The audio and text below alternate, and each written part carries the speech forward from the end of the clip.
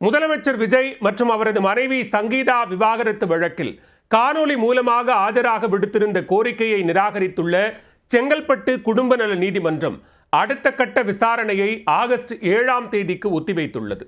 சங்கீதா தொடர்ந்த விவாகரத்து வழக்கின் விசாரணை விவரம் என்ன? தமிழ்நாடு முதலமைச்சரும் தமிழக வெற்றிக் கழகத்தின் தலைவருமான ஜோசப் விஜயிடம் இருந்து விவாகரத்து கோரி அவரது மனைவி சங்கீதா கடந்த 2025ஆம் ஆண்டு டிசம்பர் மாதம் 23ஆம் தேதி செங்கல்பட்டு மாவட்ட நீதிமன்றத்தில் மனு தாக்கல் செய்திருந்தார். இந்த வழக்கு குடும்ப நல நீதிமன்றத்திற்கு மாற்றப்பட்டு விசாரணையில் இருந்து வருகிறது. முன்னதாக இந்த வழக்கு கடந்த ஏப்ரல் 20ஆம் தேதி நீதிமன்றத்தில் விசாரணைக்கு வந்தபொழுது விஜய் மற்றும் சங்கீதா தரப்பில் யாரும் ஆஜராகவில்லை. அதன் பிறகு மே 19ஆம் தேதி வழக்கு மீண்டும் விசாரணைக்கு வந்தது.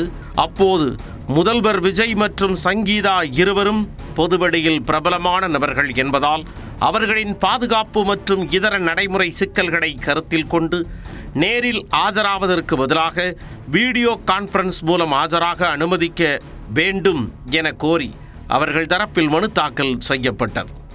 அப்பொழுது இரு தரப்பிலும் வழக்கறிஞர்கள் மட்டும் ஆஜராகி தங்களது விளக்கங்களை அளித்தனர். விசாரணையின் போது விஜய் மற்றும் சங்கீதா எப்பொழுது நீதிமன்றத்தில் ஆஜராக வாய்ப்பு உள்ளது என நீதிபதி கேள்வி எழுப்பினர். அதற்கு ஜூன் மாதத்தில் ஆஜராக வாய்ப்பு இருப்பதாக வழக்கறிஞர்கள் தரப்பில் தெரிவிக்கப்பட்டது. அதை ஏற்று இந்த வழக்கின் அடுத்த கட்ட விசாரணையை ஜூன் 15ஆம் தேதிக்கு ஒத்திவைத்து நீதிபதி உத்தரவிட்டிருந்தார்.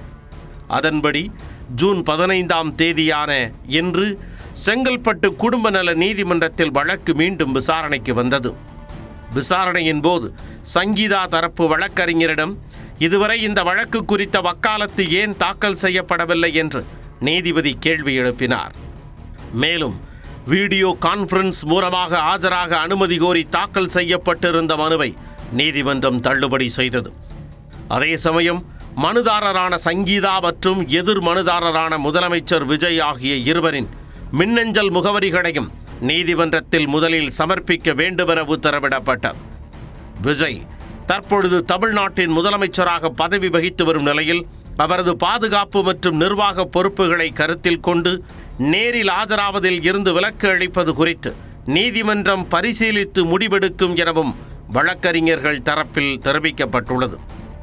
இதுவரை சங்கீதா தரப்பில் மட்டுமே விவாகரத்து கூறி மனு தாக்கல் செய்யப்பட்டுள்ளதாகவும் முதலமைச்சர் விஜய் தரப்பில் இருந்து தனியாக எந்த விவாகரத்து மனுவும் தாக்கல் செய்யப்படவில்லை என்றும் கூறப்படுகிறது.